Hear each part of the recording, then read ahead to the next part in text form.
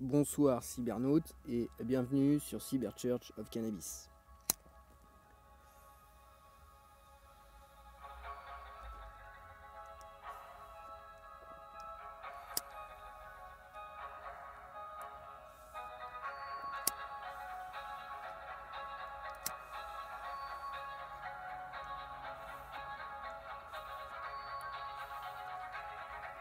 Voilà, j'espère que tu vas bien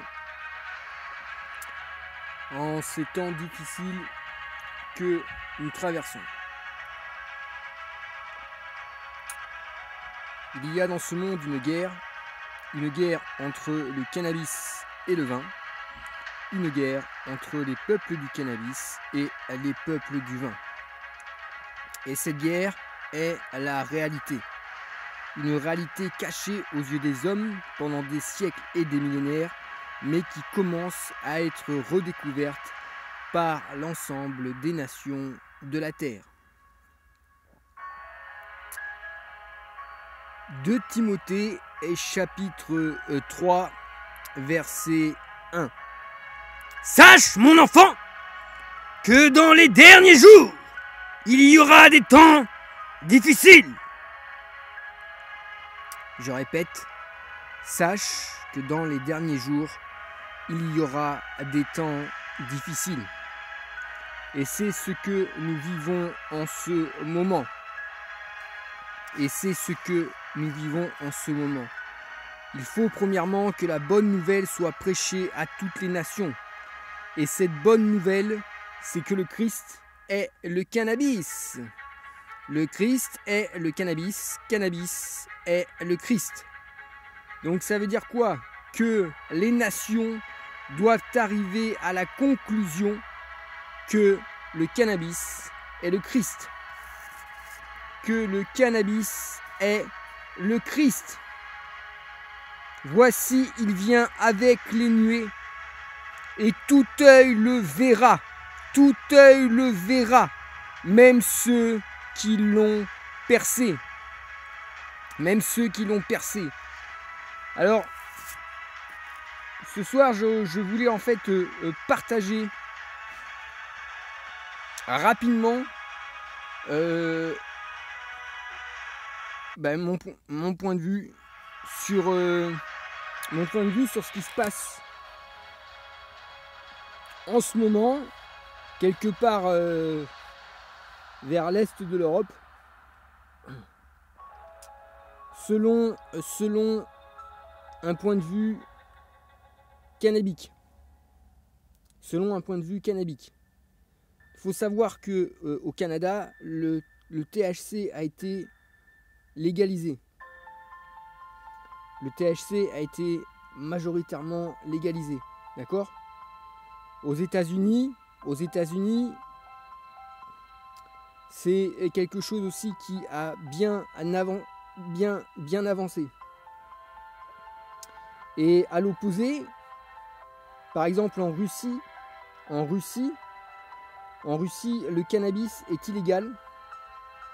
En Turquie, c'est à 99%, on peut dire, illégal.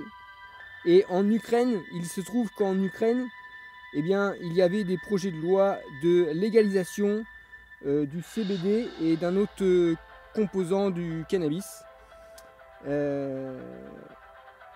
Donc il devait être un projet de loi pour légaliser ces composants du cannabis. Voilà. Qu'est-ce qui s'est passé au Canada? Au Canada, où on a légalisé le THC, on a des truckers canadiens non vaccinés qui ont dit non à la vaccination. Là où le cannabis a été légalisé. Et là où le mouvement est en train de prendre de l'ampleur, un peu partout dans le monde, mais là où le mouvement est en train de prendre de l'ampleur aujourd'hui, c'est où? C'est aux États-Unis. Aux États-Unis. Donc les deux endroits où il y a un convoi de routiers canadiens qui se lèvent pour aller faire une manifestation pacifique, c'est là où le cannabis a été largement légalisé. Ok? Bien, maintenant l'Ukraine. Je retourne sur l'Ukraine. L'Ukraine, à l'origine, c'est un peuple khazar.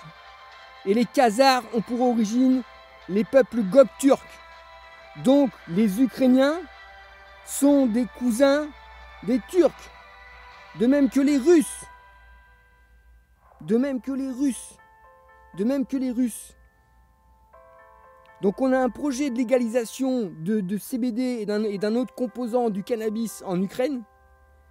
Et qu'est-ce qu'on utilise dans le royaume des champignons? On utilise la force. Il faut comprendre que ce sont des menteurs là-haut. Ce sont des mantars, des mantaris. Des mantaris, des menteurs. Donc, on frappe l'Ukraine avec des bombes pour faire quoi? Pour faire diversion, les gens. Pour faire diversion. Tout cela, ce n'est qu'un acte de diversion. De diversion pour que les peuples ne comprennent pas que le Christ est le cannabis. C'est un acte de diversion. De diversion. Pour étouffer le Freedom Convoy 2022. Pour étouffer le Freedom Cannabis 2022. I am the king of your freedom. I am cannabis. C'était Cannabis